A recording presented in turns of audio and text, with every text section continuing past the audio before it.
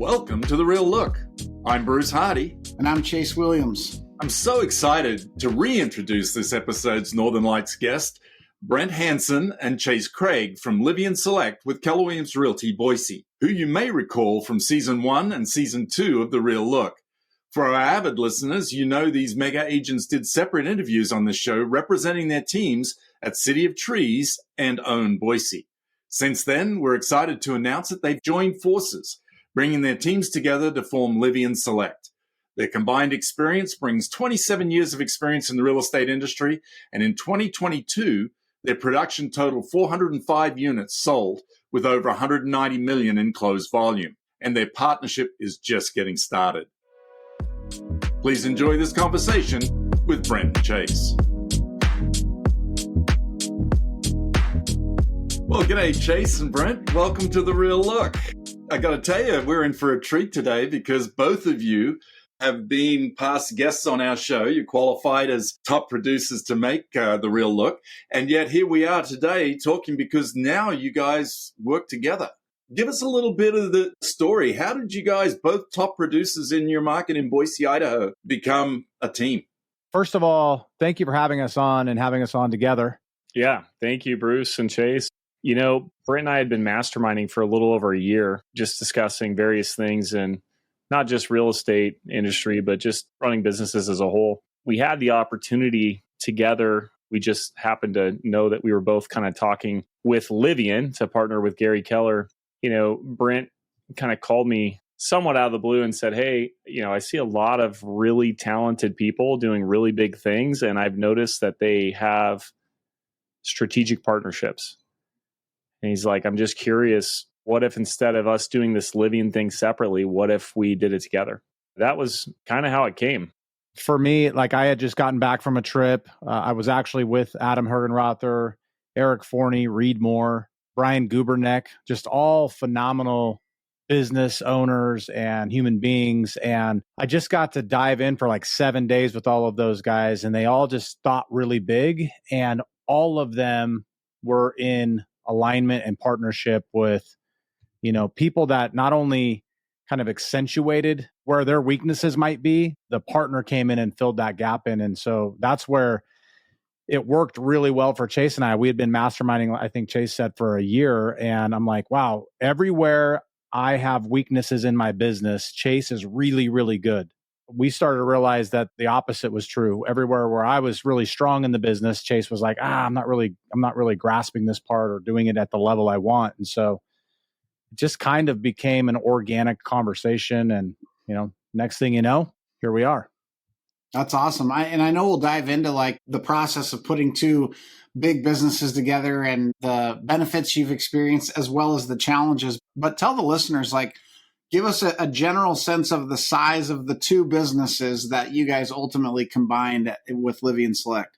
Well, City of Trees in 2022 did 320-ish units and about $150 million in production. We were on track to do a little bit, well, quite a bit less. I'm not going to even lie. It was quite a bit less in regards to what we were used to.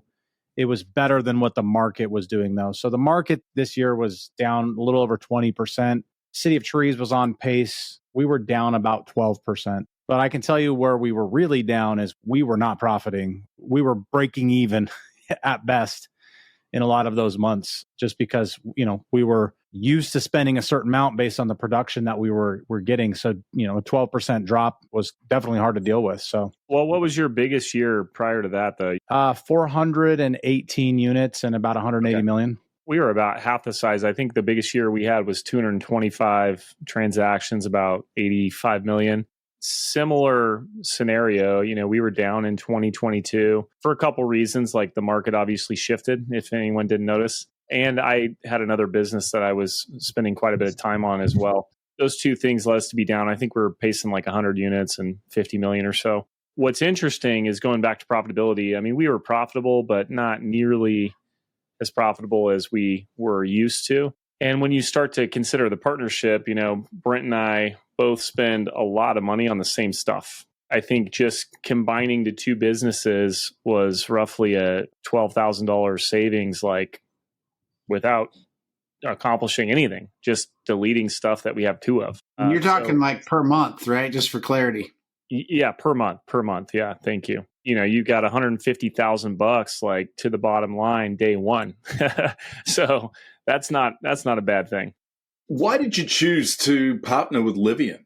Good question. I think, obviously who you surround yourself with matters. A lot of us have heard greatest impact that's going to come in your life in the next 5 years is going to come from the books you read and the people you meet. I like to add a third one, the questions you ask yourself. One of the questions that I think Brent and I asked ourselves before we got into business together is, who do we want to be in business with?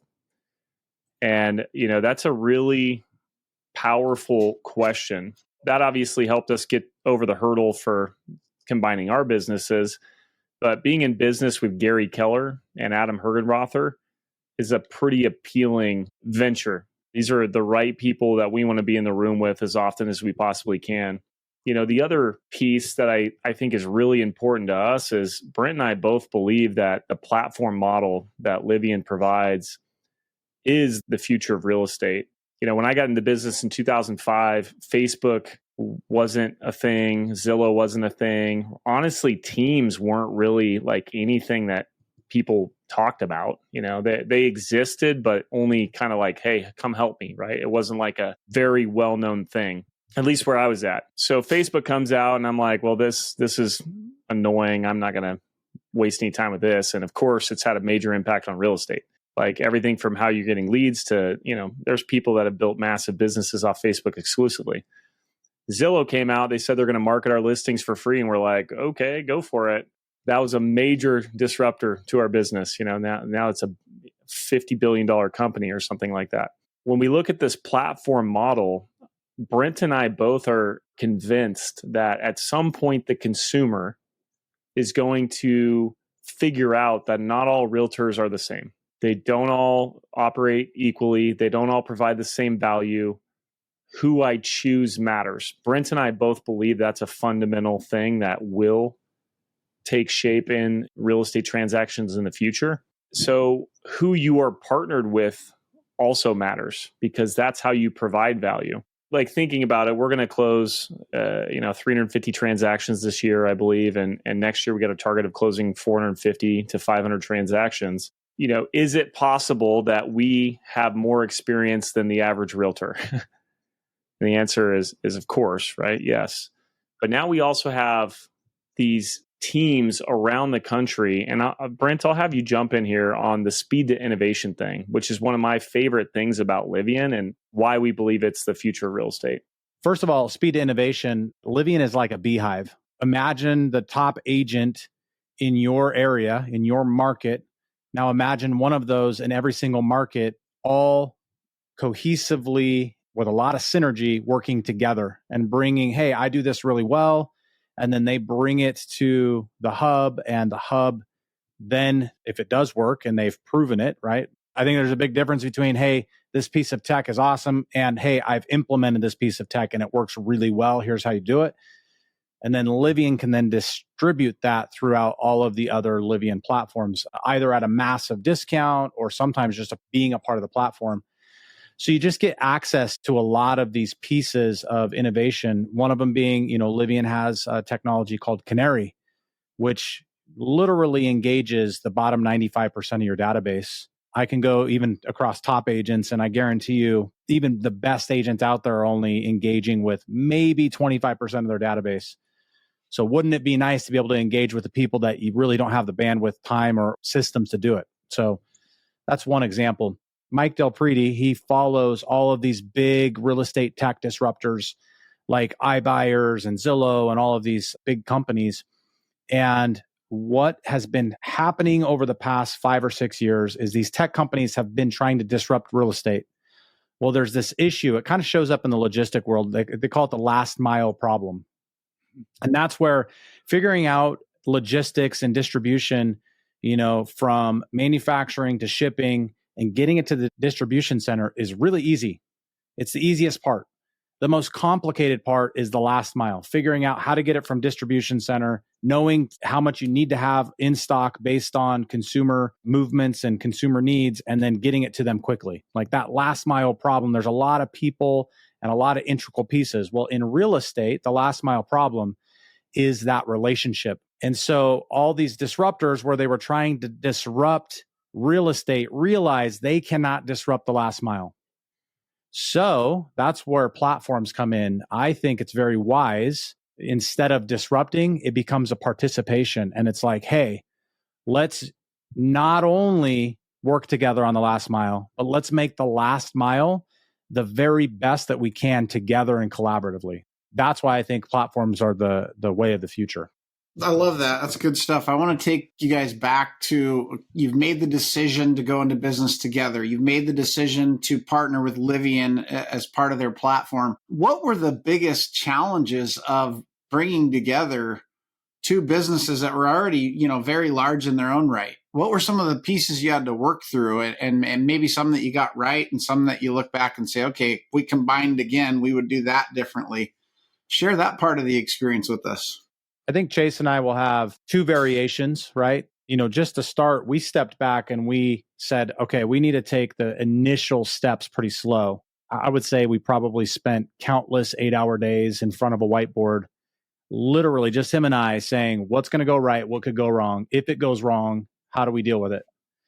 And what do you like to do? And who's going to make the big decision in this area? Who's going to make the big decision in this area? Like, we unpacked as much as we possibly could because we had so much to lose if the integration went wrong, right?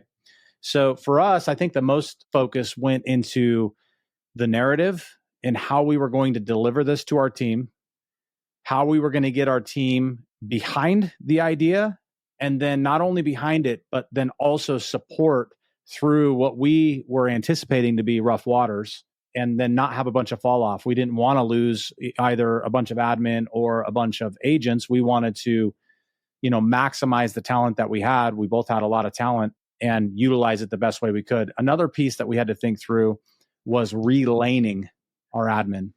So, we had a lot of crossover. So we had to think through how we were going to sit with our admin and make sure that they were in the proper seat, and that not only their bandwidth was being maximized, but their talents were being maximized in a relaning exercise. I actually think that because we went through that process, I think more things went well than went bad. So Chase, what's your opinion? What do you think? Yeah, I agree. I would start by saying it's gone way better than we thought it would, which is surprising. We're not pulling any punches or anything. I think figuring out how we could work together was the most important part. I think foundationally, going back to, we believe platforms is the future of real estate. We believe that. We believe this is helping our agents and our staff by positioning our company to win in the future. It makes it a lot easier for us to present this to our team because we think it's in their best interest. That's a big part of it. And how did we do it all? I mean, there's so much logistics, right? Like, we have team meetings and sales meetings and leadership and all sorts of stuff. We did it one way, they did it another way. There was a lot of similarities. Like, we pretty much had the same amount of meetings and we called them different stuff and did them at different times. So we just had to come together there. Relating the admin was pretty big. We kind of anticipated we would lose a few admin. We anticipated we would lose a few agents, and that was correct. But I honestly don't know that we lost more than we would have had we done nothing. I mean, there's a lot of normal attrition in the business. And obviously, as the market is challenging like it is, that goes up. So it's been really positive, Chase, to answer your question. It's been way more positive than I think we even thought it would be. I'm going to hit on something only because it's fresh in my mind. We had a sales meeting today and we were talking about taking listings. And basically I posed a question, like, hey, would you as an agent love to be able to take a listing, go in on that listing and completely bomb it and still get it? Not be at your best and still get it. And of course they all said yes. And the whole idea is this model. It's a triangle. I want you to, envision a triangle. But the bottom of the triangle, there's 3 sections. The bottom, the base, the foundation is context. And then the middle is content. And then the top, the little tiny sliver is delivery. And so I think we, without knowing it, we kind of followed that model. We spent a ton of time on the context. like understanding how Chase does things, understanding how I do things, understanding how we were going to work together, working through a lot of problems that didn't even happen. But if they were to happen, how would we handle them? We spent a lot of time there. And when you spend a lot of time on context, then content and delivery become a lot less important. So the narrative, our team just got behind us because they trusted us, they believed in us, and we had gone through and vetted all of the things that could go wrong and showed them, what was in their best interest and why. It was just so much easier for them to get behind it. And the delivery, honestly, like, I think we had a combined team meeting. I kind of bombed it a little bit. Chase nailed it. And everybody was just like on board because we had spent so much time on the context side of things. And I think we just kind of naturally followed that, our intuition, because we were really bringing two big businesses together. Hang tight. We'll be right back. The KW Maps coaching vision is for our clients to achieve their goals and fulfill their dreams. In the last 2 years that I've been the team leader, our market center's grown by 25% in agent count and over 60% in gross commissions earned. If someone was considering getting a Maps coach, I would say quit considering it and go sign up for Maps coaching right now. It'll be the best decision you can make for yourself and your business. Thousands of KW Maps coaching clients are experiencing high returns on their coaching investment. Many, just like Darren, attribute their successes to the partnership and trust in their coach. You too can feel the impact. Check out getmapsnow.com to learn more.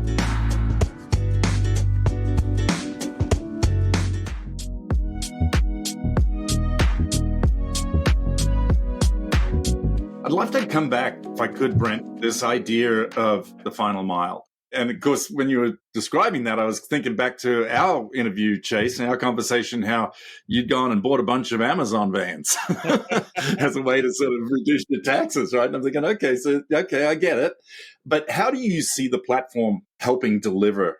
Oh, I love that. I think as agents, right, and even team owners, so if you just kind of step back and say, hey, let's look at the individual agent, let's look at the team owner. The individual agent is really good at getting into relationship and then being a fiduciary and get these people to the finish line. Teams are pretty good at, especially good teams, are good at helping agents do that, right? In a way that they don't have to focus on anything else. They keep them in that lane. When you step back and you look at the platform, every team has a gap. They have a gap in what they're not good at, or an individual agent, because you can be an individual agent and take advantage of a platform. There's gaps in our businesses, what we're not good at, basically. And everybody's a little different. Some people are more proficient in their financials and their books. Some people are more proficient in their technology and follow-up. Some people are more proficient in their scripting and sales, and so on, right? So what a good platform does is they come in and they have all of those pieces done really well. Now, they may be an 8 out of 10 on the tech side compared to a certain agent, but they may be an 11 out of 10 on the tech side to most agents, right? What a good platform does is they come in and they fill the gaps to where we as a team or an individual agent now don't have to focus on these things. So I'll give you an example of what that might look like. I had a bookkeeper and I think they were pretty good and I was pretty on top of my numbers. Would you say the same? Yeah. Spent a lot of money doing it too, by the way. But so we then partner with a platform who does it way better than we could have ever imagined. And we now have daily reporting, and I have a 3-month forecast of, I know how much money I'm making 3 months from now and what we need to do to make money if we're currently at a loss. We have weekly reporting to know what we've spent so far for the month and if we're on pace or off pace from what we normally spend. And then we have a monthly one-on-one meeting with our CFO where we get to break down the whole thing and say, all right, we're doing really good, but where can we improve? Where can we improve the bottom line or improve our efficiencies? Chase and I did a pretty good job in those areas, but man, when we linked up with the platform, it was next level. So now we get to focus more on the last mile instead of focusing on how do we run our finances better, right? So that's one example of many, but a real life win that just happened in the last 30 days. We met with our CFO and we just asked a question like, what would you do if you ran our business to be more profitable? And she, having looked at hundreds of businesses, has way more experience than we do reading P&Ls. And she's like, well, you spent a ton of money on photography. You could probably bring that in-house. And a week later, we hired an in-house photographer, saved, I think, 15 grand a year. Yep. And we have way better service for our customers and our agents. We were like, if we're bringing it in-house, so we actually ended up just subcontracting with them. Like we found a really win-win proposition where we pay them a flat fee every month. And for that, though, we now get photography, video, drone, 3D virtual tour by one person done all in one meeting. So not only did it improve our bottom line strictly by what we were paying for photography, but also the man hours of our TC, our transaction coordinator, not having to coordinate multiple appointments. So you add that in. And then the consumer experience of not having to get out of their house 2 or 3 times to facilitate 3D virtual and photography and video. I think it was a win-win-win all the way around. And that's all due to a conversation we had with our CFO. So just imagine this. You have, hundreds of teams like ours that are top producing teams, and they're all coming up with great ideas. And maybe there's 1 or 2 that stick per year. But then you funnel that back up to the beehive, if you will, and then they take the 200 or 300 ideas they like, and they pick 1 or 2 and implement those either for free or at a reduced cost. Like, you can just move so much faster than, when Brent was City Trees and I was owned Boise, we didn't share anything with each other in terms of like our best stuff that was going to give us a competitive edge. We now have a distribution channel where we could be potentially incentivized through Livian to bring something valuable to the team and maybe even have some additional income. At the very minimum, it's just helping all of our peers who are also helping us. It might not be that big a deal, like doing 1 or 2 things today, but what about 5 years from now? Like if you had to choose like the own Boise on their own versus this team that's, this platform that's working together, like which one's going to be ahead? It's not very hard to figure out. Having said that, and I agree with a lot of what you're saying, what do you guys think keeps other top producers from either considering something like this at all or saying yes to it once they've considered it? I think what kept me from it was probably ego, right? Like, I can do this on my own. I don't need help. So you don't even get a chance to really understand what it could do for you, right? So I think that's probably the biggest issue is ego. What else would you add to that, Brent? I think there's a couple categories. I think that there's probably agents out there who maybe have been in the business long enough and their business is exactly where they want it to be and it's producing exactly what they want and they're okay with the ebbs and flows of the market shift. Like, I think it goes with brokerages, right? Like Keller Williams isn't a fit for every single agent. Well, platforms are probably not a fit for everyone. So I think there's a category of people in there. And then I think the second category of people that might say no is ego. And here's the thing, that kind of sounds harsh, but let me tell you, once Chase and I put our egos in check, I leaned heavy on my brand and I was really proud of it and what we had built in a short period of time when we joined Keller Williams in, between 2015 and 2018, we went from who's City of Trees to, we're number 3 and number 2 in our market center. So my ego really liked that, right? But once I set that aside and I realized that that's not what creates stability, true collaboration and true partnership, strategic partnership creates consistency and sustainability. And the proof's in the pudding. I mean, we've had the last 6 months have been some of the most profitable months I've ever had because of this alignment. And so put the ego aside and do what's right for the business might be what gets in people's ways. As a top producing agent, in another market, if I'm interested, how would I get connected? I think there's a couple of ways. I mean, we would love to partner with other top producing agents that are in alignment with us, which is not everyone, of course. It really just depends on where they're at and what they want to accomplish. I mean, a first meeting with Brent or myself, ideally you're doing more than $5 million. I think if you're under that, you probably just need to rush to get to $5 million. And if you don't want to wait until then, probably join a team that's already with the platform would be what I would say, and get all the value out of it from there. But if you're over $5 million, even up to hundreds of millions. Like, we'd love to chat with you about the different opportunities inside of Livian that exist and tell you why we like it and what it's done for us specifically. One of the things we didn't talk about, but it's there, the economy of scale is huge.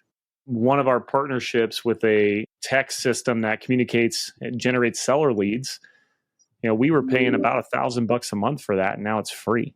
That's a pretty big value proposition, and you start to do that, on this one and this one and this one and this one. Like, a lot of people can join and come out ahead even after the splits. So just to put an exclamation point on that for you, Bruce, I would say go to livianselect.com.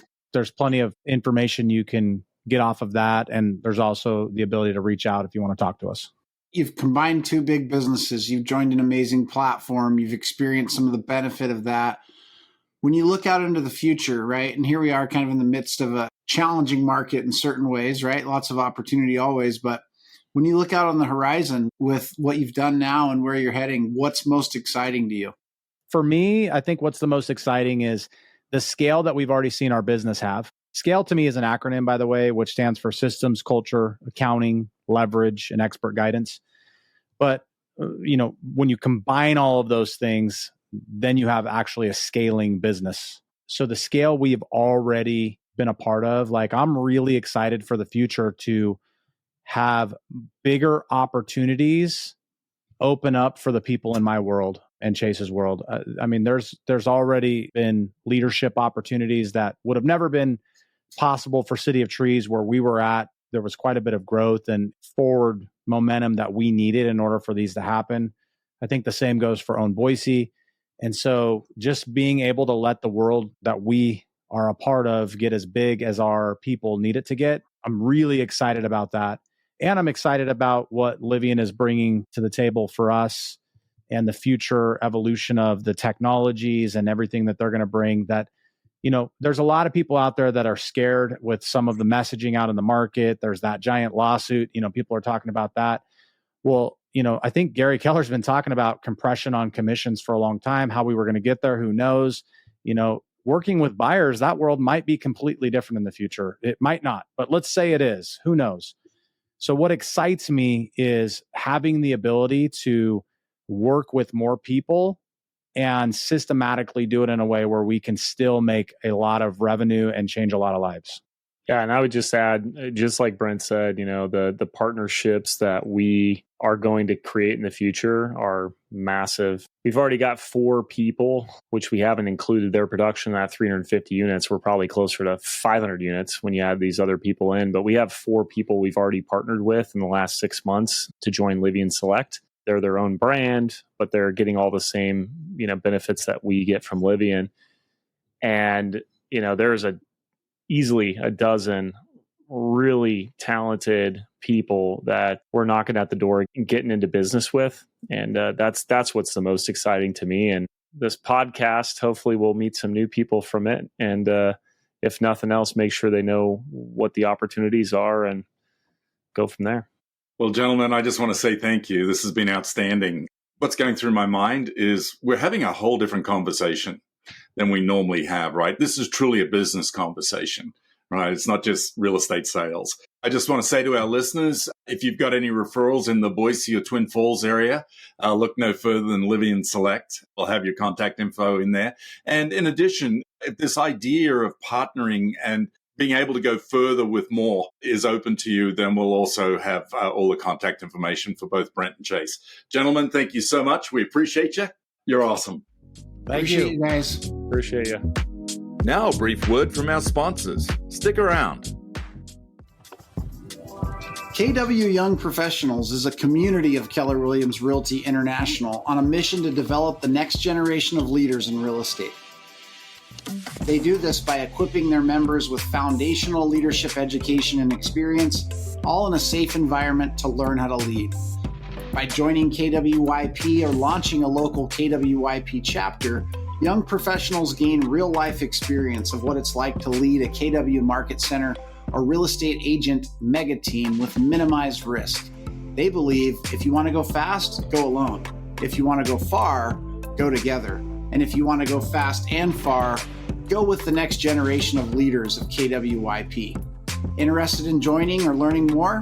Head to kwYP.org for membership benefits, testimonials, and so much more.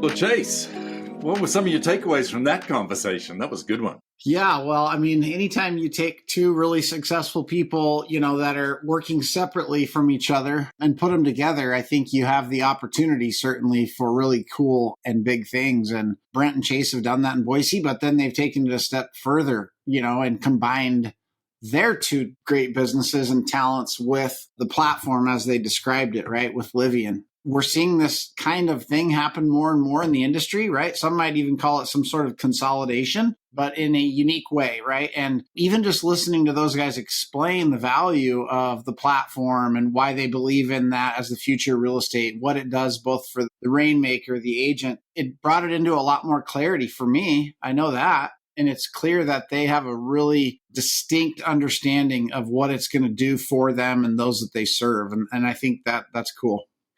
Well, and the power of collaboration, right? Particularly, Jay started out, who you're in business with matters. The examples that they used of how they could save money and how they could make money just by that innovation, I think is outstanding. And I mean, we're talking business here. It's a little bit like people ask, they say, what business is McDonald's hamburger in? Well, they're in the real estate business. They're in the business of buying the real estate that their franchisees buy franchises on, and they just fund it with hamburgers. And what you're realizing in this conversation is these gentlemen are running a huge business. For those who want to sort of go on this journey where you're moving up in terms of the size of the business that you're running, right? It's how are you getting the training to go do that? It's running alongside people who are doing it and who've been down this road a little further ahead of you. Yeah, I also thought the part about when they were preparing to combine their businesses and really spending the time, hours in front of the whiteboard, like they said, strategizing, thinking through all the things that could go wrong. And if they did, then how would they solve for it? But the model that they shared in regards to context, content, and then delivery, right? Context being the foundation of the triangle, then content, then the top smaller portion being delivery, I thought was super helpful, right? And by context, right, I want our listeners to hear like vision and rationale and belief and all the prep that's gone into it, right? When you share that stuff, then it's easier to bring people along on the journey. And as they mentioned, a journey that's, sure to have some bumpiness in it, right? When people are along for the ride because of what it truly means at the core, then those little challenges, which are sure to show up, tend to stay small, right? People will have less tendency to make a mountain out of a molehill, if you will, right? And so I thought that model of thinking was super valuable for leaders who are like, we need to make a change, or we need to go in a different direction, or we need to pivot because of the market. How can we think through how to deliver, right? But first with context, content, and then deliver in that order. So I thought that was also really good and just demonstrates the level of leadership that those guys are capable of and how they're thinking through how to do something well for those that they serve and for the growth that they're excited about. And you could see the alignment. They have alignment, and that's a key piece. And obviously, that alignment has allowed them to bring the vision. And I don't know, what I picked up in the conversation with both of them, Chase, was you can tell they're building a culture. Their language, right, is very similar. They're using the same words. That speaks volumes about the culture that they've built inside of their business. So it'll be really fun to watch and see as they grow Livian Select. Looking forward to that. Next week's Northern Lights guest is Ryan Hisda with Keller Williams Metropolitan in Concord, New Hampshire. We'll see you next week on The Real Look. This podcast is produced by Marissa Frost. Visit KWNWR.com to access the show notes from today's episode. Head over to Apple, Google, or Spotify, or really any major streaming platform to subscribe, and don't forget to leave us a review. Thanks again for listening to The Real Look.